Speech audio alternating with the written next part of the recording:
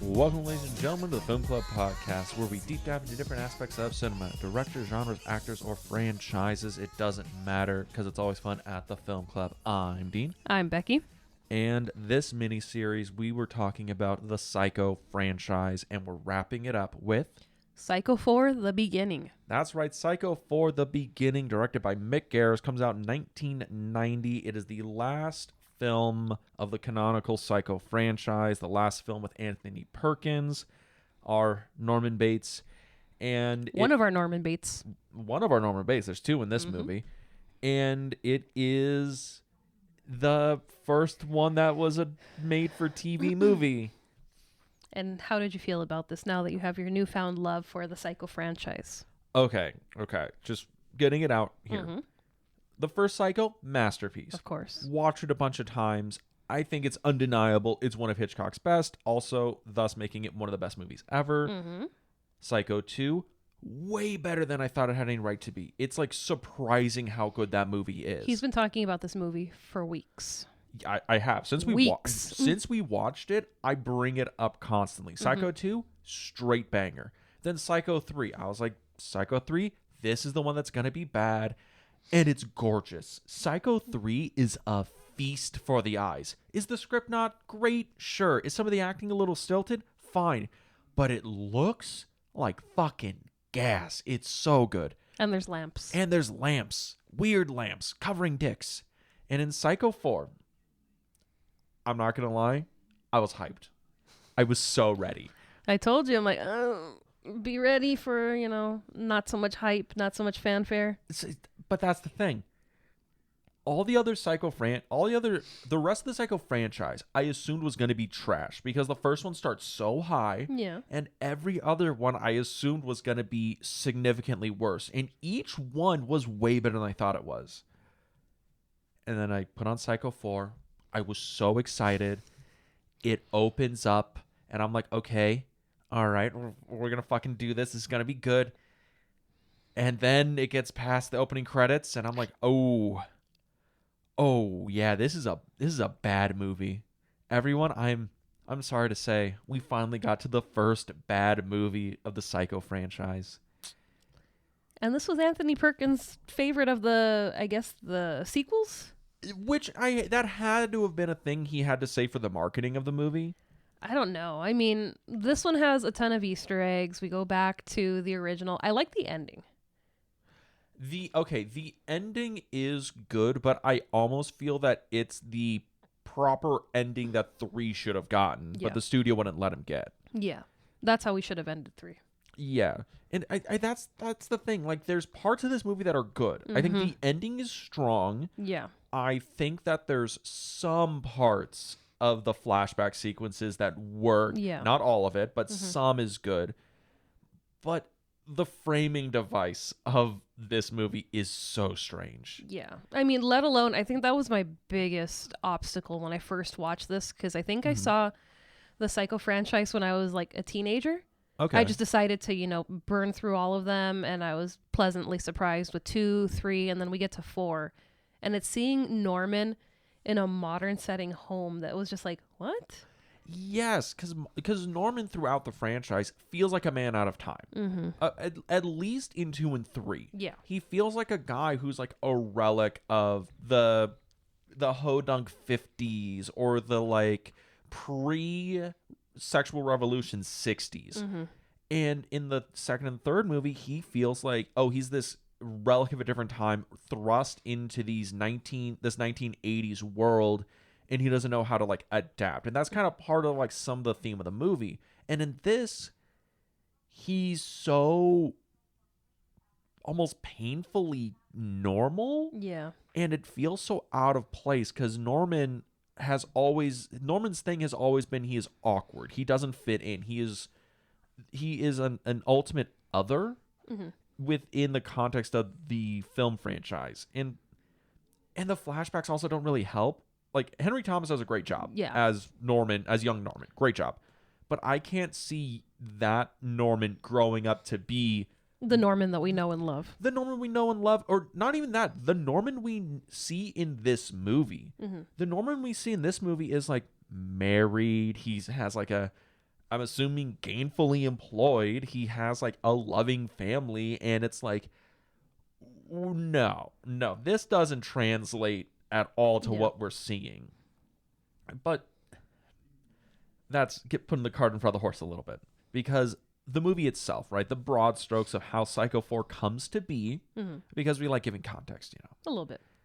The movie originally, Psycho 3 comes out, it doesn't do well, Yeah, right? not as well as 2. Not as well as 2. It's better reviewed. Yeah. People do review the film better. They do like it better. But the audience just didn't show up for it for whatever reason. Probably because by that point, slashers were already kind of on the way out, unless you were an established slasher like a Jason or a Freddy. Or a Michael. Or a Michael. In 86? Because we already had 1 and 2 out. 1 and 2, 3 had come out. I think, actually, yeah. I think Halloween 4 is in 86. So yeah. Michael would have been the other one. But with that, Showtime wants a fourth Psycho movie. They bought the rights. They want to get it made. And Anthony Perkins says, I'll only come back if I can direct. And the powers that be say, no, Tony. Fuck no. And Perkins is like, well, could I get creative control of my character? And they were like, sure. So a lot of the notes for modern Norman is Perkins. Like, that's why Mick Garris, who's the director of this, said that Anthony Perkins was one of the most difficult actors he ever worked with, because Perkins was so controlling of how Norman was portrayed. No, I mean, think about how long he's been with Norman. Exactly. And Norman's a part of him. It's like, yeah, I'd be, kind of protective of that character too. And also, it's his most iconic character. Yeah. Norman Bates is the character that Anthony Perkins will be forever associated with until the end of time. It just is. And with that, they got Mick Garris, Mick Garris is mostly famous for doing like the television miniseries versions of like Stephen King films. I think he did The Stand. I think he did The Shining TV miniseries. And I would say he has a reputation of being a very nice and very good director who is very plain. He's not doing crazy creative stuff. He's a very like set it and forget it kind of filmmaker. Set up the camera, get our 3-4 points of coverage, and just get through the scene. Yeah. Which, it's fine, but it's like, after seeing the last 3 of from some very creative filmmakers, it makes this one feel a little... Is dull rude? Is calling Psycho 4 dull visually rude? It's weird. I mean, I kind of like this different, hey, let's call in and, kind of have Norman ready to go off the rails, and this, radio host kind of freaking out, with, I don't want to have a murder on my hands. It's different, but at the same time, it feels so foreign, along with him being, in a modern home and married. It's like, what? Yeah. Like domestic Norman and living in the burbs. Like, no, this doesn't feel right. He should be, back at his Victorian mansion. In the middle of nowhere. Wandering about, and just, oh, another customer. Gonna have to get rid of them. See, and I think gets into the issue with the film, right? Is the writing, the script, which is sad because Joseph Stefano, who was the writer for the first Psycho, comes back, and this is the second Psycho film he's ever penned. He comes back to the franchise. He says Psycho 2 and 3 were not good. They complicated the mythology, so I'm gonna make my version of Psycho. And that's why we lose Mrs. Spool. We lose Mary, we lose all the mythology and all the lore and all the complexities of Norman's character that was developed in 2 and 3. Yeah. Now, I have a question. If you're Joseph Stefano, the writer of Psycho, and you're asked to come back and write the 4th entry in the franchise, and you think 2 and 3 were not good, do you still try and include it? Do you do what he does and just ignore it straight out? Is that a good decision? Why do you think he ignored 2 and 3? I'm not quite sure. I'm trying to think. Was Vera Miles still around at that point? She might have been, but I'm pretty sure she had completely retired if she was. Because it's like, if you're gonna do that, you want to knock 2 and 3 out of the lore. Continuity. Then you try to go back to the beginning, and maybe you get Vera back and see how you can rework it. Or you just have it, Norman's finally been released. He's been locked up since the first movie. We scratch out everything that's happened in 2 and 3. And we have him maybe go nuts and burn the house down like he does in this one. It's, he's really haunted by the ghosts of the past. He doesn't know what's what, and we're just going to destroy everything. It's basically, you would envision, if you were Stefano, is just go nuclear and just destroy it all. Which he does kind of do, but he does that by also filling it with an origin story that... Yeah. Okay, I'm just going to say, because this is the part of the movie that is the bulk of it that people remember. Because the crux of the movie, Norman Bates calls into a radio station. He recounts his traumatic childhood as a cry for help before he commits another murder, right? Yeah. He's calling in, telling these people what happened to him so that maybe they could talk him out of not killing another person, right? Which, interesting, fine.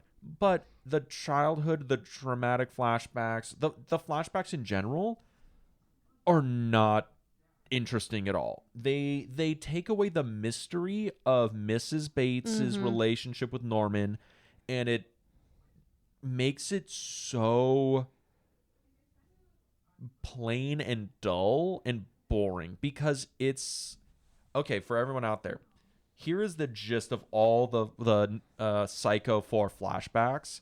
Mrs. Bates is a weird, like, I would almost describe her as a bipolar, abusive parent who has no redeeming qualities, and Norman is the, oh shucks, Mom, I don't know what to do. Why is my giant cock so hard right now? They call out that Norman's apparently hung like a mule. Yeah. That's a thing I didn't need to know. No. Why is that a thing? And that's the thing. The movie is just so boring and dull and weird. It's weird. I don't think it's boring, but it's just, it doesn't feel like a Psycho movie. You don't think so? No, I mean, it's weird enough to see the house when we go back into the flashbacks, and there's, grass and there's flowers, and the house is it's not dilapidated. A pretty yellow, it's just like, no, I want my chipped paint. I want no grass. I just want dirt. I want cobwebs. I want the Bates house. And this is just too foreign. It's just like, no, this isn't right. I mean, we have, interesting elements like, when the freeway's rerouted. Yes. And it's like, oh, okay, so, we're having things that we've seen since the beginning, and how it affected their livelihoods. I'm like, okay, I like that, but the incesty stuff was just kind of like, it makes it a hard watch. Which is stuff that's implied in the first and the second and the third one. But I mean, this is just all out there. Yeah, and it's out there, and also, okay. This is a thing I wanted to ask you about the movie, because generally you like origin stories, you like your monsters being explained. Mostly just because you like seeing how did Michael Myers become Michael Myers? Yeah. How did Jason become Jason? How did Freddy become Freddy? Did this do anything for you? Did you need to know how Norman became Norman? No, I kind of like, the mystery, the mystique of, why is he the way that he is, but he's also charming at the same time. So it's like, I can fix him. He is just another one of the what is it? Another Edward Cullen. So he's a blood-sucking vampire. I could fix him. Look at his abs. Is that it? Sure, maybe a little bit. Those boyish charms. It's that boyish charm, but then it's like, damn, he could just flip in a second. Listen, boys out there. All women want psychopaths. Just remember that. No, we do not. Yeah, but yeah, I guess it's just a thing where, like, the core of the movie, right? I guess we can talk about it. Because, the movie starts, Norman's just calling into this radio station, and we're just getting flashbacks.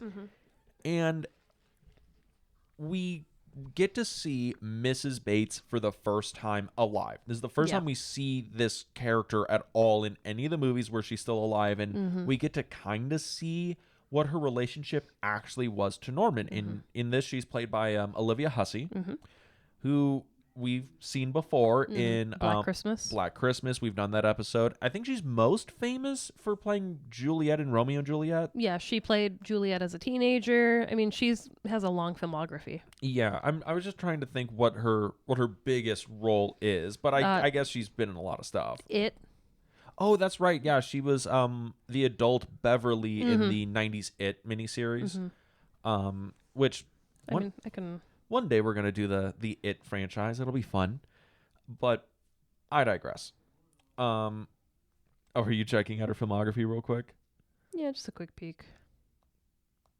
So many movies. A lot of so movies, little yeah. time. But she's played by Olivia Hussey. And okay. Mrs. Bates is, again, pure evil in this, and I feel she is a very underwritten character. Yeah, she needed more developing. Well, it's not even so much she needed more developing. I just wanted to see her be anything other than a monster. And this gets into my thing about villains, That's right? who she was in the Superman animated series? Oh, what? Talia al Ghul. She's Talia al Ghul. Holy crap. Boo's finding out new things every day. So many things. She was in Pinky and the Brain. Oh, she did voice acting and stuff? Yeah. Oh, that's cool. Yeah. Okay, well, her being underwritten in Psycho 4. Yeah, because I mean, I would have liked to have seen, maybe a little bit of her backstory. Because they make a point, the doctor that's on the radio show. Because he's apparently the doctor from Psycho, the original movie, even though he's not. We remember what that dude looks like. Yeah, well, this is supposed to be 30 years later. This is 30 years later, and he's like, this is Norman Bates, and I'm going to pull that information out of him. But he's like, I know a trigger for Norman is his mother. And he's like, you like to paint your mom as a saint, but your mom's not a saint. And Norman's, getting all pissed off. You're like she's some Victorian, damsel. And it's just like, yeah, I'd like to see her backstory and see how she became the way that she is. Has she always been like this? Was she abused by her parents and this has kind of warped her? I don't even know if I would want her to be explained. Again, that's the problem with this movie is it's explaining a character we don't need an explanation for. I think the thing about Mrs. Bates that I find so bad is that she's a one-dimensional bad guy. She's a person, like throughout the entire movie, she is a person that seems to very much want to abuse Norman in a sexual way, but is also very punishing to him if he ever shows any inclination to doing anything. And that, again, that's awful and evil and so disgusting. But it's another thing where we also don't see her being really nice to Norman at all. No. And he's just like, oh my, and Norman, future Norman, is like, oh, my mother was a saint. She wasn't always evil. And I'm like, throughout the entire movie, she's just evil. She's just a bad person. I mean, let alone when she, brings the new husband to be. Yes. And it's just like, oh, he punched my son in the face and laid him out in the grass. Oh. Isn't he a man? Like, no, you beat the shit out of that dude. Yes. And then it's like, oh, so what if Norman's watching us screw in the house with the doors open? Oh, whatever. He's a big boy. I'm like, what the fuck, lady? Yeah. Could we just see her just be like nice to Norman? Like, show one instance of her just being nice, because that would make her a little bit more complicated. Yeah. That's the thing about like villains in a lot of movies and shows and stories that I have issue with is not everyone's evil all the time. It's kind of like, it would be interesting if they had taken the Bates Motel route, and I'm wondering if whoever wrote Bates Motel, I might have to look it up right now, if maybe they took a cue from this movie into making the series, because you've seen the first season, and Norma's protecting Norman because Norman kills his father, and he's kind of having like these blackouts and he doesn't know what he's doing. Yeah. And it's very much kind of like a mom's protecting her son. And then they move to the motel, And it's like for both of them, it seems like things are warping. Like there's like evil there. Like the evil's changing them. Yeah. And it's like with this, that would kind of make more sense that, you know, we lived here before and then we moved to this house and it's like everything has gone wrong. We're changing gradually. It's just like something evil is lurking within the walls. I mean, that Something toxic, something, you know, it's like I'm not looking for it, but it's feeding into me. You know, something like that versus, you know, she's just a bitch every day. and I think that's the thing that annoys me is that Mrs. Bates is just an evil bitch. And like I was saying, like villains are interesting when they think they are good people, right? Like the best villains are the villains that think they're doing the right thing. And it could just be that she is a mentally ill like monster, which sure, if that's the route you want to go for it. Sure, like that's fine. But the way Norman describes her doesn't paint the picture of that. It doesn't paint the picture of this person we're seeing. She just feels so one-dimensional and singular, and it would be interesting if they did it in a way where Norman talked about after my father died, we moved into this hotel, you know, and once we were there, things got worse. Things started changing. These are where the real problems started to happen. Could you imagine that's what the movie was Norma, like Mrs. Bates and Norman moving into the hotel, and it's like, oh, you know, I moved into the hotel with my mom, and then it was just me and her, and then it's literally just the first year of the Bates Motel and just him becoming like a psycho and her falling into this abusive relationship with her son, culminating in him killing her. Yeah. That would have been an interesting character arc. That's why I'm wondering if Bates Motel maybe took from that missed cue, where it's like, maybe we can do it where things just escalate as soon as we move here versus this is who you've always been and I guess this is who you're always going to be, and it's just like no slowing down. It's just going to be toxicity and just pushing the border or pushing the line with, you know, the gross things that you do with your son every day. Yeah, and that's the thing. The movie just feels gross. But it takes two to tango here. Yes. We also have, opposite of Mrs. Bates, played by Olivia Hussey, we have young Norman Bates, played by Henry Thomas. Elliot from E.T. And he was still so young in that. Yeah. I kept seeing Elliot. You know, because I mean, it's him. You know, that is the actor. So it's like you see him kind of like standing off, and I'm like, that's Elliot. Or he gets nervous, and I'm like, well, that's Elliot when he's backing away from the backyard when he meets E.T. for the first time. So it's like... Well, because it's a thing where this is 1990. Yeah. And E.T. was like 85, I think? No, E.T. was like 82. Because E.T. came out the same year as The Thing. More you know. So it was either 82 or 83. Weird. It's 82. But yeah, I'm like, that's weird. They came out the same year. Oh, the same summer. It was... Wow. Yeah. You know what? Okay, The Thing comes out like 2 or 3 weeks after E.T. and releases against fucking Blade Runner. The Thing had its fucking release stacked against it. The Thing is one of the greatest films ever made, and its only flaw was releasing against absolute fucking bangers. All right. Yeah. But besides the point, 80s were a hell of a time. this is a fucking one hell of a drug. But that's the thing is, this is 1990, so Henry Thomas still just looks like... He's young, yeah. Young. So he looks like him, just, you know. A little taller, right? A little bit taller. And he plays young Norman, and we mentioned this at the top, you know, when we did our broad overview, is he's playing Norman from Psycho. He's a nervous guy. He's not so much charming. He is just this... He's very standoffish. Very standoffish, overwhelmed, quiet, and I like him as the abused son, the abused victim, because he's sympathetic. He is trying to, like, you can tell he's like traumatized by the events going on around him. Yeah. But him graduating into the psycho, the killer, the monster, it almost is just like, well, we had to do that for the plot, not so much that his mother pushed him into this. It's just like, no, he's the psycho, so we're just gonna have him be the psycho, and then eventually he'll kill his mom. Because Yeah. in the movie, doesn't he kill like 2 people before he even kills his mom?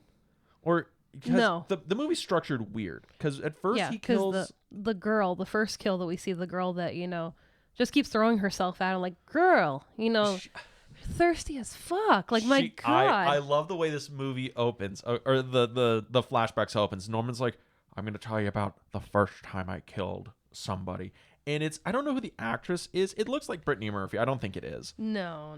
She looked familiar. That was bugging me. I was like, I know you, but I just couldn't place her. Yeah. Well. Where is she? She should be on here. Well. Besides the point, this blonde knockout shows up. Sharon Camille. She- What other shows and movies were you on? You need to know. Greased to Kill. Grease to Kill. I've never heard of that before. Superboy. Stop the World, I Want to Get Off. Death Benefit. Maybe I don't know. She just looks familiar. She looks familiar. She looks like Brittany Murphy. But besides the point, she shows up and she's like, "Hey Norman, I saw you somewhere, and I just want to get boned in your hotel." She wants. Not even in the hotel. She's like, I'm gonna go up to your house. She also. Like- it is so like. He's like, well, come on, we'll just go into the parlor. And she's like, you think I'm some $2 tramp? And he's like, well, we got the lounge. And she's like, okay. And she's like, oh, all right, I guess we'll do it there. And then, okay, I know she's like, I'm not a $2 tramp. She wants that dick. Yes. I'm sure if they walked in there, she would have been like, I mean, the floor doesn't sound so bad now. It is hilarious how fucking thirsty this woman is, and how much Norman is just like, I really don't want to, but like your tits are out now, so After you've let yourself into my home. you kind of like half broke in, you're like wandering around my house, also your tits are out, you're now like in my bed naked, and I'm just standing here awkwardly like And I gotta go check on Mother, who is dead in her bed. who's dead in her bed. So that's the thing. Mother's already dead now, so Norman's describing like, oh, this is like the first woman I killed after his mother. Yeah. But then later on we get to Because see him. this is the first of Mother's kills. Is this the first of Mother's kills? Because he says it later in the movie that he wants to kill his wife. Spoiler, he's married. I don't know if we mentioned that at the top. Oh, we mentioned that, yeah. We didn't mention why he wants to kill her. Yeah, we'll get to that, because that's actually makes this movie interesting. Yeah. So when he talks about wanting to kill his wife, he goes, I want to, do my own motivated kill, like the first time when he killed his mother and he kills his stepfather to be. Yes. And after that, it has been Mother doing the kills ever since. Mm-hmm. So it's like, so this would be Mother's first kill. Then what about the older lady that Norman's macking on in the movie? Was she another one of I'm trying to Mama remember. Bates kills, or was that a Norman kill? No, that's Mother Bates. Okay. Because when he gets in the car, because he's like, oh, I got to give her 2 a.m. medication, which is weird, 2 a.m. Yeah. But She's old and probably dead. I guess. Yeah. But yeah, he gets back into the car, and that's when he chokes her from behind, and he's dressed as Mother, and then we have Mother's voice come out of his mouth. So that's a Yeah. Mother kill too. Okay. Which, cool. All right. He's been busy. He's been busy, but also not what we're here in the movie for. We're No. here for the beginning. We're here for Norman and Mrs. Bates in their story, and they're throwing in like the 2 slasher kills to just, I guess, get the horror crowd involved. Also, a weird thing about that first kill with the girl in in Norman's mother's bedroom. I guess when he was acting and killing her, I guess Henry Thomas got so into it that the knife slipped out of his hand. Oh, yeah? And I guess he ended up cutting himself and causing like permanent nerve damage in part of his hand. And I was just like, damn, Henry, like, you really got into this role, my guy. dedicated to the craft. That man I is an mean, artiste. we've seen him when we've gone to cons before. We just haven't, yeah. gotten in line to meet him. You got to get stuff from Psycho 4 signed. I'm going to have to. I mean, I was conflicted. I was like, should I go and get something from E.T. signed? But I'm like, I don't know. I'm like, I love Psycho. And like, E.T. terrifies you. E.T. scares the crap out of me. More terrifying than Psycho 4. But it makes me cry every time. So it's like, I do have love for E.T., but that little dude just scares the shit out of me. One day we'll do the E.T. franchise, which is E.T. and the E.T. ride at Universal. God, that is a goated ride, even though it's so weird when we go to like E.T.'s home planet, but Very weird. it's so weird, but I love it at the same time. But yeah, we should meet him and tell him, can you show us where the nerve damage is? We talked about it on our Psycho 4? podcast. Please, we need to know. We need to know. But yeah, so Norman Bates, Yes. right? It is like I can't see him becoming the serial killer based on what we're seeing unless without the plot contrivance. I guess it's the thing where we're going backwards and we're getting to the point where he kills his mom, and when he kills his mom, that explains why he's doing what he's doing. It's also hard because he must be like 15, 16 in this movie. Young Norman Bates. See, I couldn't peg his age. Because I was trying to figure out how old was Norman in Psycho, like the first Psycho. And that's why it's like, he looks very young in Psycho. So it's like, you've got to be, maybe 21, 22, somewhere in there. Mm-hmm. And then in Psycho, he talks about, him being a boy when he kills his mother. Yeah. So it's like, I always took the boy term literal as, maybe he was like 10 when he killed his mom. And that's why he didn't, go to prison or anything, because he made a mistake. He was a juvenile. he was a little boy. He didn't know what he was doing. But this, it's like, no, like you're almost at manhood. You know what you were doing. That's the other thing about the first Psycho and this, because in the first Psycho they say that, oh well, it was a murder suicide. Norma poisoned her husband and then poisoned herself. And in this movie, we get to see the murder. Yeah. And there's no way on earth that's a murder-suicide poisoning. No. So I'm like, I couldn't figure out, well, what was the lie? What did Norman say to them that let him get away with it all? Because I'm trying to remember in the original Psycho, do they say about where they find the bodies? If they find the bodies in the bedroom? In the bedroom. Like, that's what they say. And in this, they're in the basement. They're in so the did basement. Norman put him up there? And it's... I know, like, did he drag a full-grown man all the way up the stairs from the basement? He's a strong kid. Come on. Apparently also with a horse cock. But, why do they say that in the movie? I don't know. It's really weird. It was the 90s. It was a hell of a time. Yes. Oh, God. That's the thing. There's parts of the movie that are just weird. Yeah. Like stuff like that. And also stuff that doesn't make sense with the original. Like the murder of Norman's mom. And okay. Or even the death of Norman's father. Yes, he was stung all over by bees and that's how he died. And I'm like, what's that mean? I'm like, that's so random. Because I'm like, isn't it a thing or in the lore that Norma kills her husband? I don't know. Because in the first movie, that's not really explained. And in but I 2 think and 3, which are ignored in this, I don't think it's even explained. Well, that must be why we get the random, he was stung to death by bees. Like, huh. Well, okay, but back to the Henry Thomas of it all. He does a good job in the role he's given, and he plays a very sympathetic Norman. Mm-hmm. But the issue goes back to my biggest gripe at the film is the script, and it's underwritten. He is just written as a victim, and Thomas plays a good victim, but there's not enough meat on the bone, I think, for him to chew on and show that evolution of going from the victim to the killer. I don't think that's there. Because, I mean, when you see Henry Thomas portraying Norman Bates and the abuse he's dealt with on a daily basis, you could see if he was treated right, he would have just been normal, run-of-the-mill boy next door. Yes. And it's like, when he has his concerns about how deep the evil is that lies within him, I'm like, I don't think it really is that deep. It's like I think your mom was probably either mentally ill or mentally disturbed, and because of the things that she did to you, traumatized you and put you on this path to where you were hearing her and committing these horrible crimes. But it's like, yeah, I think if he had been given away to, a family member, I think dude would have totally thrived. Like his aunt, Mrs. Spool. Mrs. Spool, R.I.P. R.I.P.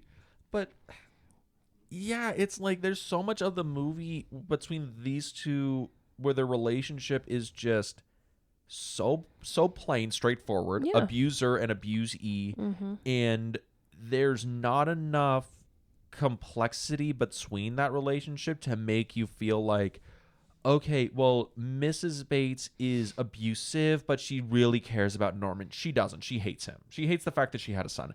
And there's not enough of Norman getting put down and him developing into a sociopath. It almost feels like he kills them in self-defense at a certain point, because even the man she eventually brings in, who's going to be her new husband, Chad, he's like the bartender. Chet Rudolph. Chet Rudolph. Even it's like, oh, we got Chet Rudolph, and he's like, hey there, Norm, you fucking bitch. And it's like, what the fuck, dude? Who's this guy? Who's this guy? It's like Norma went out of her way to find like the worst man to her son. And it's like none of this.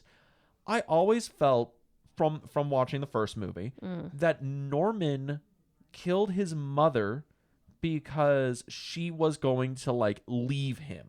She was going to like get remarried, and Norman, I thank you for taking care of me, but you're 19 now. I'm going to get remarried. Maybe it's time for you to like leave the nest. And Norman, who had built his whole life around his mother, couldn't handle that. So he killed the both of them so he could keep up the fairy tale of the quote unquote perfect family life that he had built up in his head. Yeah. And anytime somebody comes in and threatens that, like Marion, when she comes in and threatens that because she talks about his mother, she's like, she's attractive, he finds her attractive, and because of his mother's like very repressive ways, he's like, I can't do that. That's complicating my vision of the world around us, because whatever, he kills her. I thought that was it. It would have been more interesting if this relationship was a very almost picturesque Norman Rockwellian life, and Norman's the obsessive one. Yeah. And his mother is just kind of normal. Maybe she's like a prude. Maybe she's like Norman, a little bit of a prude, and okay, I'm moving on. You should, really consider college. Don't worry about us. We'll take over the motel. And Norman has the outburst of like, no, Mom, like if I go, no one will take care of you. This has been my entire life. You can't just push me out of the nest now. This is all I've ever known. Yeah, I could totally see it being, done that way. I could totally see it being the evil lies within the walls of this house, and because, he was arrested and he's been, in prison and in therapy, he's thriving because he's away from the property. And if we want to bring it back to, they are going to tear the house and the motel down, we need you to come back and sign documents at the location. And it's like he gets out of the taxi or his car and he takes those steps onto the property, and it's like the evil grabs hold of him again, and it's him luring his wife, and I need you to come meet me down at the property, and it turns into a slasher movie, him chasing her through. No, you make it into like kind of an artsy thing. It's him. That's the framing device. He comes back to the property, and he's like waiting for the lawyers to get there. And as he's walking through the Bates Motel, it's literally, he walks into the bedroom, and it like the pans and everything transforms back into like 1955. Black and white. And it's him. And then it's like young him in the past. And as he's walking through the Bates Motel and back up the steps of the house, we are going backwards in time with adult Norman and him seeing the past laid before him. Because we do have that in this movie. We have him where, he's kind of dropped into the past. He's there as an adult for his father's funeral. He's there in his mother's bedroom. Which, to give Mick Garris credit, that's interesting. Yeah. That's good visual stuff. That's stuff that actually makes the direction of the film kind of interesting. Yeah. It's more like his framing is very sterile. There's not a lot of there's no crazy camera moves like we have in like 2 and 3. Yeah, and there's not a lot of like artistic framing like in 1. But besides the point. But yeah, you're totally right on the movie. Is just there's all the core concepts of the shit we're talking about are here. Yeah. The execution's just not there. But Because I mean, I Yeah. liked Fran Ambrose, who's played by CCH Pounder. She was the radio host. She was the radio host. So it's like if we got rid of that sequence of events with the whole radio show, and we had her as like a realtor, and she's like, hey, I'm the one that's taking care of the property being demolished. It's been purchased, and the new owner is going to demolish the property. I need you to sign papers, and then maybe he finds a liking to her, and then it turns into, oh no, mother wouldn't like that. I'm here with a pretty established woman. And then we start back up. We reboot Norman Bates, and he is back, and he hasn't killed in, however many 30 years. If we're going back to the very beginning, he hasn't killed, and here we go. Also, CCH Pounder is like, I just want to point this out. I know she has like the thankless role of being like the radio host, but she elevates like every role I've ever seen her in. She does make that role actually interesting. She is a great actress. But we talk a lot about Mrs. Bates, young Norman Bates. We need to talk about Mr. Norman Bates, Mr. Anthony Perkins. Sir Anthony Perkins, Yes. even though he's not British. Okay, this is the thing about the franchise. We mentioned in Psycho 3, that's when he found out that he was HIV positive. Actually, it was during this movie. See, that's what I wanted to point out. I think we said in 3 that's when he found out he was HIV positive, but I think in 4 is when he was treated. Yeah.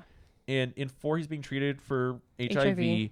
He's pretty much at this point in 1990, it's not looking good. I think he's aware that he's probably not going to be around for a long time. So yeah, he he passes in 92. Yeah, and this is his last run as Norman Bates, the last run as his most iconic character.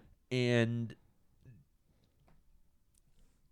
do we feel that he still plays the role well compared to what we see in 2 and 3 and 1? Oh, absolutely. Okay, I wanted to say, because he still steps into the role really, really well, but I think he suffers from the same thing as young Norman and Hussey, where it's just, there's not a lot of juice here. Everything he's given, he makes it work. I love the look he gives when it's like, it's young Henry on the floor, and then it dissolves, and it's old, and it's Anthony Perkins on the floor, and he's freaking out, and he's talking on the phone. I love that so much, where he's just on the ground shaking, and he can't speak, and he's seeing things, and he's hiding from his elderly neighbor that, hey, your phone line's busy, but your wife was trying to get in contact, and it's like you could see that, you're the older woman, you're showing up on my birthday. Is this a sign? I need to go back to the house. Yes, like he imbues a lot of little nuances in this performance that makes the underwrittenness of this Norman work. Because you can tell they shot him out in like 4 days. Like, he is not in a lot of this movie. This movie was shot in like 24 days? Something like that. Like, he was not, this was a very short production. It was a TV movie, basically. And that's why, I kind of had an issue with it the first time I watched it. I'm like, not enough Norman Bates. He's barely or not enough Anthony Perkins. Not enough Anthony Perkins. Anthony Perkins is barely in the movie. He is just doing the framing device, and then he is the third act. Yeah. The third act, where he's running around the house and it's the visions of the people he's killed coming in. God, I love those sequences. That's actually good shit. Yeah. The parts that have Anthony the third act is good shit. Yeah. We have issues with like the flashbacks. We have issues with the framing device. But when it's Anthony Perkins and his wife, who we can finally reveal, Anthony Perkins, or Norman Bates, the reason why he wants to kill his wife is because she is expecting. Yep, she's pregnant. Norman knocked her up. And Norman, which gets us to the actual interesting thematic part of the movie, he's like, my mother was a monster. I was a monster. I don't want to make another monster. So he's going to kill his wife. And it's not even a thing like, they weren't cautious enough and, it just, happened on accident. It was, I guess, a focal point of his that he was like, before we get into this relationship, I never want to have children. He put it out there. So it's not like a thing, where they got married and, oh, by the way, not having kids. It's like, no, he's like, I made sure I made that like one of my ground rules. And she was yes. Like, oh, you don't want kids? Well, I want a baby, Mr. Bates. And then And she, got off of her birth control and, oh, look, a miracle occurred. And I was like, yeah, that's kind of, that's a little fucked that's up. fucked that you tricked him that way. So it's like, Did she just baby trap Norman Bates? she baited him. She baited Mr. Bates. Also, like, this is just a weird point. It's hard to envision Norman Bates as we've seen him having a sexual relationship with another person. Well, yeah, right? that's why it makes, this whole suburban lifestyle that he's living just feel strange. Like we've jumped into an alternate timeline after seeing him in all the movies. And I mean, the third is the closest that he gets to Having a relationship with having anyone. a relationship, and, he pulls himself out of it. So that's why it feels like we could go for, that we could go for the house being the evil, because that occurs on the property. And this, him, okay, I'm married and, we're attracted to each other and we have a very normal relationship, being, okay, the evil lies within the house. And when he gets away from it, he's able to live a normal lifestyle.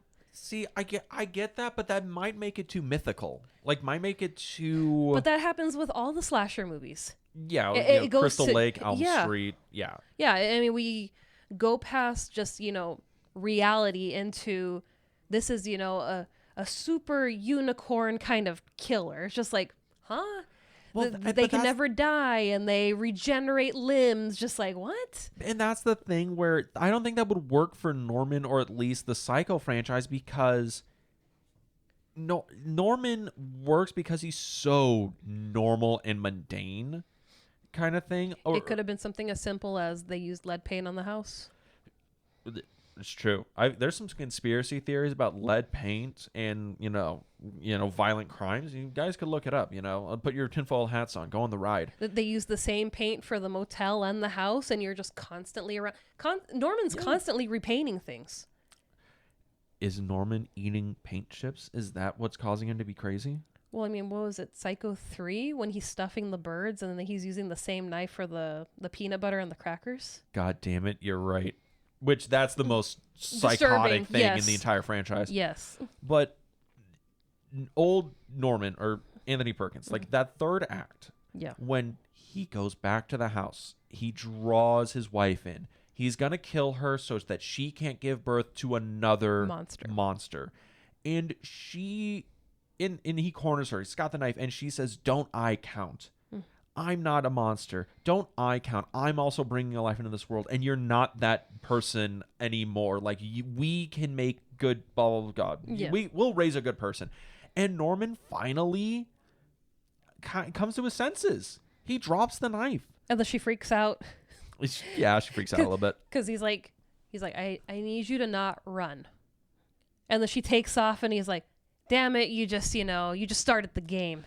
He's like, had you stayed still, I would have been totally cool, but I would have been chill. You ran off, and now it's like, I gotta hunt you down through the house. I know you love this part because this is the most like traditional slasher stuff. This is like that good like slasher juice we get. This is like Halloween. Yes, which Halloween is one of your favorite movies. Of course. And it's like it's that good Halloween slasher juice, which is funny because like Halloween is a direct is directly ripping off a lot of Psycho. Yeah. But the ending of this, it's shot really well. Norman gets a lot to talk about. It gets that interesting thematic stuff. We get to see the monstrous upbringing. We get to see his monstrous reality, and we get the speculation of what will come from his spawn. But then, he finally breaks it, and he starts burning down the house. Yeah, they kind of, him and his wife reunite, and he's like, I'm sorry, you're right. I'm not this person anymore, but I need to let go of the past. And he goes about destroying the house and setting Mother's room on fire first. And it's like, yes, Norman, destroy the bitch. Destroy this house. And it's just, it's like you see, he lights his bedroom on fire. I'm like, yes, you need to completely cut ties with the past. And we have him trapped in the, a burning house and the smoke. And all like the ghost of his past all are the ghosts appearing out of the smoke. And it's just like, this is cinema. This is Kino. This is the good shit. This is the shit that reminds me of like Psycho 3. This is the stuff that kind of reminds me a little bit of Psycho 2. And it's like, this is the shit that makes this interesting. But it's all in the third act. It's all at the end of the movie. I mean, he falls off of the staircase and he's got to crawl down to the basement because the front door's locked because the house is collapsing. Mm-hmm. And, you know, I love that he gets down to the basement and he ends up at the foot of the rocking chair, Yes. of Mother's rocking chair. And you see the skinny legs and she lands on him and it's just like casts her away, and then she just bursts into flames. She spontaneously combusts. It's like an Aqua Teen Hunger Force bit where they throw the remote on the ground and it bursts into flames. And it's just this, you know, oh no, you know, this has been your life, you know, throwing Mother into the basement. And it would kind of be cool, you know, if you didn't survive, to come full circle and you eventually become a victim in this basement because Lila Crane, you know, I know she's not in this universe. Yeah. She ends in the basement too, so it would be interesting to see how this basement is kind of like the finish line for a lot of characters. But he's saved, he's reunited with his wife. They walk off into the sunset. It's beautiful. We cut to black, and then what do we hear first? Is it his mom cackling, or is it his mom cackling? I don't know what she says. She says something. Yeah. But the basement hasn't been touched by the fire, so her rocking chair is, you know, still intact. It's still rocking back and forth, and it's like, this is where we go with kind of the supernatural, the paranormal. Yes. Like, this is where that would work in. And we cut to black, and then we hear a baby crying, and it's like, oh God, is Mother's soul gonna jump into the baby? Of like, what the fuck is that? It's the same thing about Psycho 3, where I'm like, dude, you had the perfect ending, and then he pulls out his dead mother's hand, and I'm like, no, you're undercutting the whole arc. Yep. But yeah, fucking Psycho 4. So I guess I'll ask this, you know, before we get to the other questions, right? This was a made-for-TV film. Based on what we saw, do you think this would have played in theaters, or would have this just been a colossal flop? Based on what we saw. Like, it would have flopped. I think it was the smarter choice to go with TV. Uh-huh. But had they reworked the script, because I think they had something there. The core ideas are there. It's all execution. It's just not there. Yeah, they just needed to, you know, jumble some things around and rework it. And I totally think it could have been a feature. I think so. I think so too. I think the biggest thing here is, I think, Joseph Stefano, you wrote a magnificent screenplay in Psycho. You brought Outer Limits to life. You worked a lot of years, but this is not your best work. I think if they got the core ideas of this, the sins of the parent being brought on to the child, and then that child being afraid of what his spawn will be, that's an interesting idea. I think the idea of how upbringing can create a killer, I think that's interesting. I think the idea of, like, this of a could a place be evil? You know, that's interesting. I think there's interesting ideas all in here, but how it is executed doesn't really work. I don't like the flashback structure so much. It's all over the place. It's all over the place. The performances are good, but they're working with such shoddy material. Oh God, I think the worst kill of this movie is the older woman that he's making out with in the car. He strangles her like 3 fucking times, and she doesn't die, and then she gets shoved into the trunk of the car and pushed into the swamp, and then she just drowns. She's screaming and she's beating on the trunk. And you could hear her as she's going into the water. I'm like, that was the most horrific. Henry Thomas did a great performance of being shocked and horrified on land. But it kind of goes back to Psycho 3 with Duke. Yeah. He kills him, but no, he really didn't. And then it's still, you know, another battle to kill him again. And he dies the same way that this woman dies. And that's the thing. I know Stefano didn't want to give... But it's like you're pulling from the other films. Exactly. He didn't want to give any credit to 2 and 3, but there are parts of 4 that do take some cues from 2 and 3. Yeah. I think it's a thing you could have just made this a direct sequel to 2 and 3, and it would have worked solely because 2 and 3 actually developed Norman into a interesting three-dimensional character that had pathos, that had a character arc. And if 3 was the ending of Norman's character arc, 4 could have been that epilogue. 4 Yeah. could have been him coming back to the house and destroying it once and for all. That could have been the fourth movie. It could have even been a thing where if they had let Anthony Perkins direct and maybe he didn't want to be in it. Even if the script was trash, Anthony Perkins would have made it look good. He would have made it look good, but not only that, he could have narrated a whole young Norman epilogue or prequel. Yeah, I think that would have even been interesting. That could have just been it. Like Psycho 4, instead of it being a radio, it's him in therapy. And it's like, Norman, you're finally going to have to tell us what happened. We know what you did as a man. And we want to know what you did as a child. You've been very vocal about the things that you've done and how you've done them through Mother, but we need to know what Mother did to you. Once and for all. And that could have been it. It's so many good ideas. The execution's not there. I do agree, if this got released in theaters, it would have flopped. I think based purely on the building blocks, the core elements of this, the script being paramount, it just wouldn't have worked. There's no way this film could have been successful. Yeah.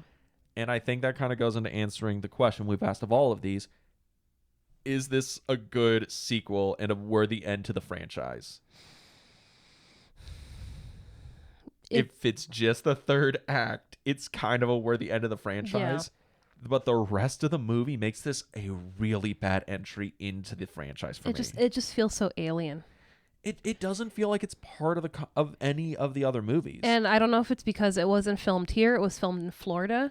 I don't know. Because, I mean, when I saw it for the first time, I'm like, that doesn't look right. And then, I did my research and I was like, oh, because it was filmed in Florida because they were opening up Universal Florida. So let's do a big movie that was filmed here instead of, over where it has been filmed for, decades. And it's just like, and you don't think that would matter. It's a thing where it's like, well, it's like a 1-for-1 recreation, but you can almost feel it in the environments. It's really strange. I mean, they were able to bring things back like Norma's bed.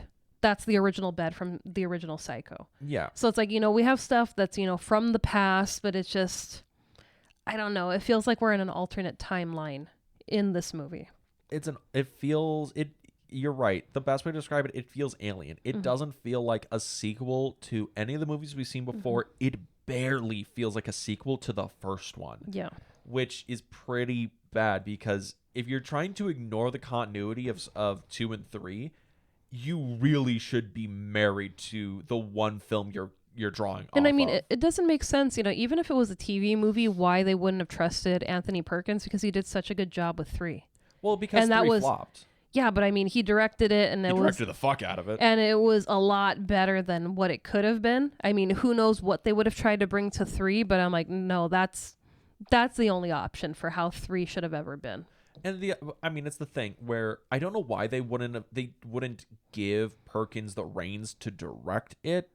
That was the thing that was vague. I did a little bit of research. I couldn't figure it out. Maybe because he was ill? It might have been because he was ill, and they might not have wanted to stress him that much. Yeah, and there might have been a thing they couldn't insure him if he was ill, because you have to insure a director and actors and everything for any production. And maybe they could insure him as the actor because he would only be on for a few days. But if you're a director, you're on it for the entire process.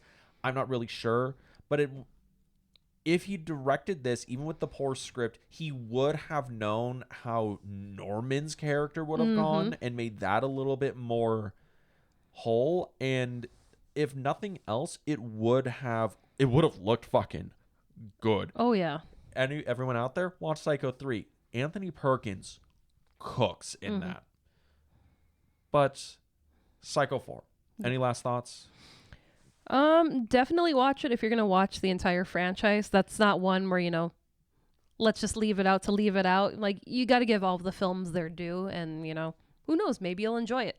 I enjoyed it a lot more this round than I did my first time watching it. But I think that's because we've been breaking down these movies and just seeing the acting chops of all the actors that have stepped into these films. I think that's the core element of the Psycho franchise is all of them have really good acting in them. 3 has probably the weakest performances, but it still works. No one's bad. One of them is just weaker than the other. And 4, there's parts of it that are good and are interesting. There's parts of it that are boring that don't work, but the acting is strong. The acting is strong, and that third act fucking cooks. So good. It's just acts 1 and 2 that just aren't really there for me. Yeah. But Psycho 4 is not a very good movie. Psycho 4 is, if you are going to watch it, I can only recommend it if you're doing the franchise run. I can't recommend anyone being like, I'm just going to watch Psycho 1 and 4. That doesn't really work. I can't imagine it's like, Halloween, guys, Psycho 4 tonight. No, you kind of got to watch this as like the capstone to the marathon. Yeah. And with that, it does kind of work as a capstone to the franchise because that third act works. But you can make some popcorn during the first like hour of this movie and you should be fine. But that was Psycho 4. That was. And now the roundup. The franchise roundup. Yeehaw. We get to talk about this because we have now finished the entire Psycho franchise. We have talked about every film in this illustrious filmography, illustrious Psycho franchise. We need to figure out what's the worst, what's the best. You want to just go through the franchise, or do you want to rank your worst and go up to your best? My rank is easy. We start with the first Psycho and we go chronologically to 4. Really? Yes. Okay. The way that it is released, that is my rankings. Okay, because then mine's a little different than yours. Because yours is probably Psycho 2, We're gonna get Psycho 3, Psycho, and then Psycho 4. No, we'll get into it. Okay, so Psycho 4, obviously the worst one. Yeah. Obviously. Script's not there. It's really shaky. Just the third act's the best part, and the rest of it's kind of forgettable. Yeah. Psycho 3, that's my number 3. Shot wonderfully. Looks great. The script is kind of weak, and there are a couple of performances that are a little not all there. Yeah. But goddamn it, Anthony Perkins cooks in this. Of course he does. It looks like $1 million. Psycho 3 is a good movie. That transition, that hospital transition. Oh my god, I went back and just watched it by itself a few times. It looks so What a fucking nerd. good. It's so good. Anthony Perkins cooks like Gordon Ramsay in that movie. Holy shit. And then my number 2.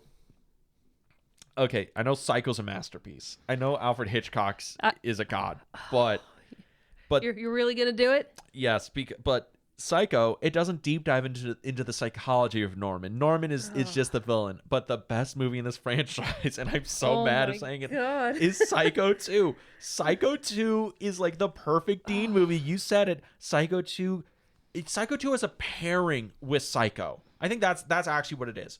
If I watched Psycho and Psycho 2 as one long 3-hour film experience, is a masterpiece.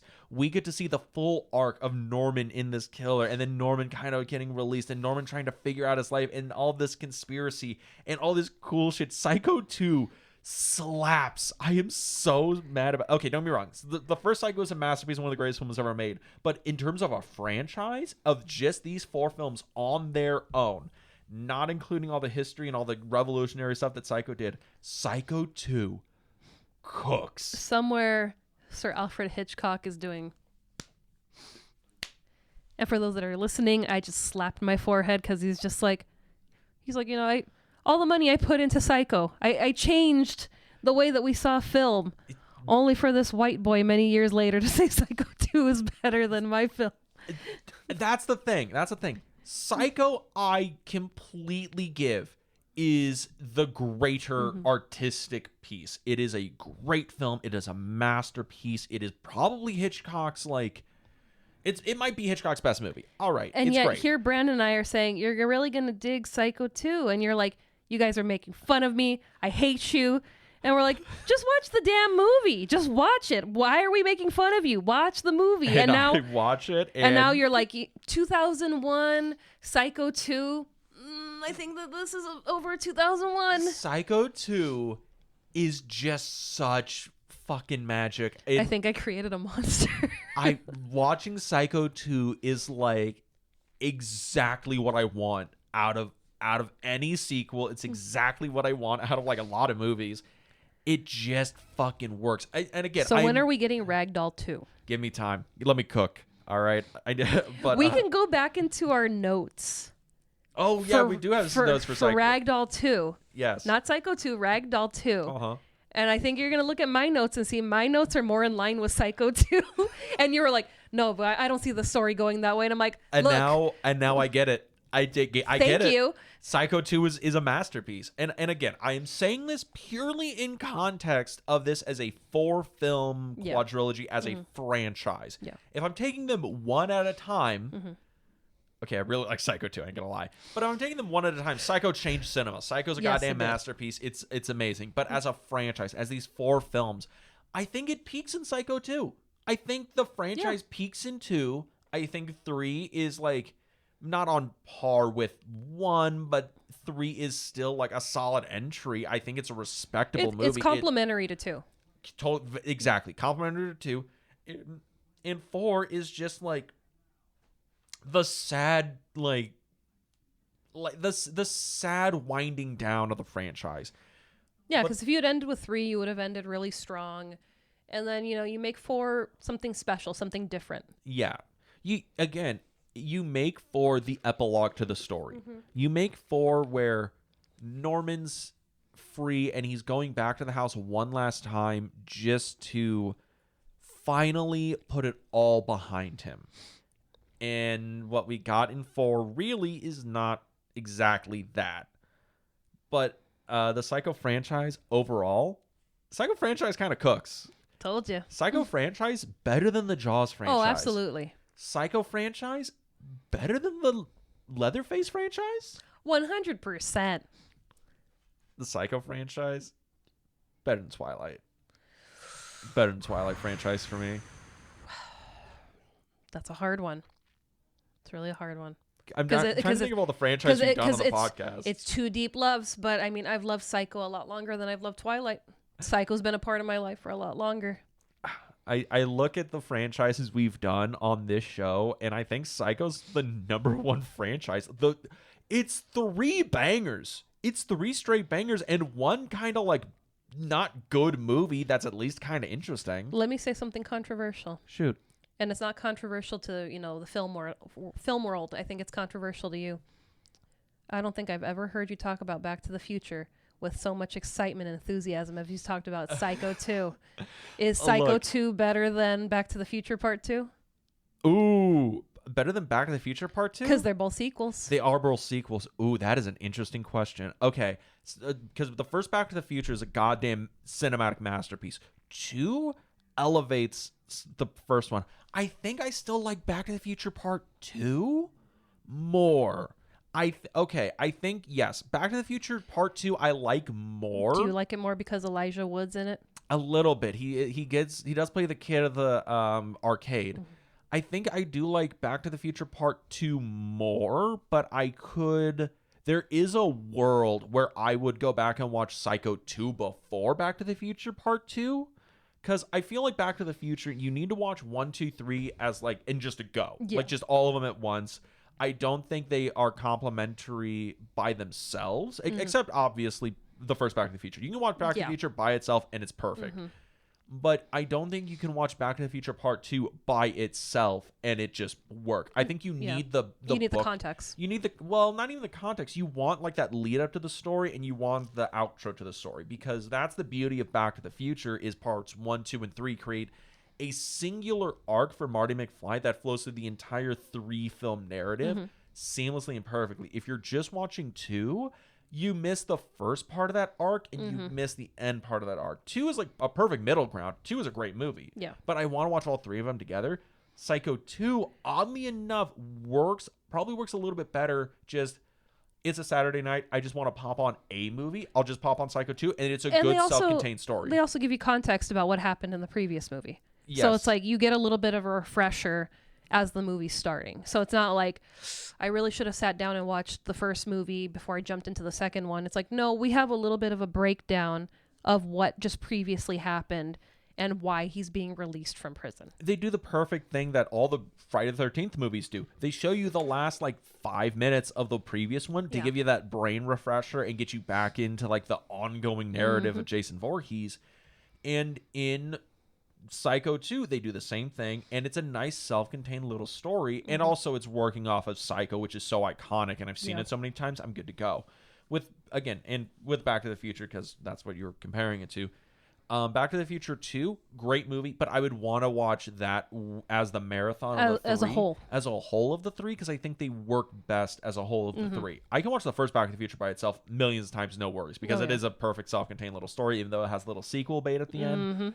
But even the sequel bait at the end, I kind of like it, and it's just, it launches the imagination. Yeah, I'll say you could leave it up to imagination. If they hadn't done a part 2, you could just imagine the adventures they go on, the ongoing adventures of Doc and Marty. Well, what did his kids do? Why is it so important that we have to go save his kids? Yeah, and it's, again, Back to the Future is amazing. Yeah. But, again, back to the Psycho franchise, Psycho 2 cooks. It's where the franchise peaks. Are you a changed man? I think I'm a changed man. I can't wait for us to do our year-end roundup. Psycho 2 really was good. So I could talk about Psycho 2 all over again. One more time. It's fucking banging. Don't worry. It's not going to be one more time, because guaranteed next year, he's still going to be talking about Psycho 2 and comparing it to other films. It's the great sequel. I think every sequel I watch now, I'm going to go back and be like, is this like as good a sequel as Psycho 2? That's strong. This should be the bar every sequel measures itself against. Yeah. It evolves the character. It complicates the themes. It makes it references the previous film without being cheap. It works in every way a sequel should. Pays homage without feeling like a ripoff. And it's also just looks great. And for 4, that was a point that I forgot to make. This is the first sequel that goes back to the original Bernard Herrmann score. Yes, that is true. This is the first one that goes back to the original, and it is the first one, I think, that actually direct references the first film in like that like homage versus ripoff kind of way. This is more the ripoff-y kind of way. But Psycho 2 was strong with, we're going to be cut and dry, and we're not going to be taking from the past except for where we need to show you, this is how we ended up here in present day. But yeah, so the Psycho franchise, good. Well, yeah, I mean, it was my recommendation, so I clearly enjoy the Psycho franchise. It was, can we get Dean to enjoy it? And I didn't expect that I was going to change the man.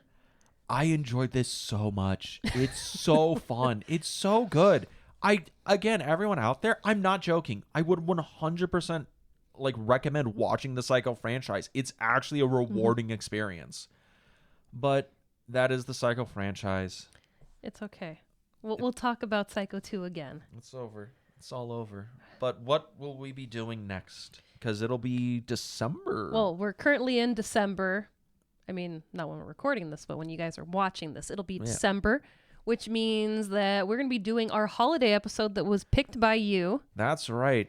Is someone still salty? A little bit, because the winner of this film beat out the one I wanted to win, Psycho, the remake, 1999 remake. Or if Dean really could have had it his way, it would have been Psycho 2 again. Maybe a new guest. Sorry, Brandon, because... No, we would bring all the guests in. It would be Brandon, it would be Jack and Kelsey, it would be Alex, and we would just round honestly, table it. I thought it would have been no Boo, no guest, no you, just me in a room talking about my love for Psycho 2 for 2 hours. All twos except for I'll just show up. We'll have Psycho 2 on. I'll just have a tray of cocaine in front of me, and we'll just go. I'll just bang out rails, and we'll just talk about Psycho 2, guys. It's got to be great. Well, no, you'd have to have like milk, and what does he get from the cafe? Is it a salad or a chicken sandwich? Or like a meatloaf, something, It's something like we'd that. have to bring like a TV dinner, and Dean just, sitting here and just living his Psycho 2 dreams. We're just going to ramble for like 2 hours about Psycho 2. And I'll just be sitting on the other side of the glass wondering what I've done. What have I done? What have you done? Cue in the Anakin. What have I done? Oh no, mother. Blood. Blood. But what are we actually going to review for our holiday episode. You guys voted. I appreciate the votes. We're going to be talking about Mary Shelley starring Elle Fanning. New movie to both of us this year. I just found it on a whim on YouTube and instantly loved it. So it's going to be a companion to our Frankenstein episode that you guys listened to or saw a few weeks ago. Yeah, this is going to be that was the debate where it's like a normal Christmas movie or the complementary to the Psycho franchise or complementary to the Frankenstein episode that released in the midst of our Psycho franchise. And it's going to be interesting. Mary Shelley's a pretty good movie. It's interesting. It shocked you. A little bit. I was surprised at the quality of the film. There are parts of it that I have a little bit of issue with, but I think overall it's going to be an interesting companion piece to the Frankenstein movies that we've reviewed on the podcast. Yeah. But if you wanted to listen to that, where can they go? If you want to listen to us on a different platform than you currently are, you can find us on Apple Podcasts, Spotify, Google Podcasts, and the world of YouTube where we exist now. Yes, you can go to our YouTube channel, The Film Vault. That is The Film Vault because the film club was taken. So you can go to the Film Vault, like, comment, and subscribe to the video versions of this podcast. We're no longer slideshows. We're no longer slideshows. Granted, there's about 100 slideshow versions of these episodes. Give or take. Give or take, but we have real quality video versions of this podcast that you can go and view so you can see our mugs on there. See, we're real people. We're real. We're not AI. But if you wanted to see more not AI, you can go to our social media at the Film Club Podcast on Instagram, where we post upcoming episodes, upcoming guests that are going to join us on our episodes, random adventures we go on, and memes galore. So many memes. So many memes. But with that, go Pat, go. We won today. Fuck yeah. Have a good week, everybody. Do you want to give Psycho 2? Oh, Psycho 2 still slaps. Still slaps.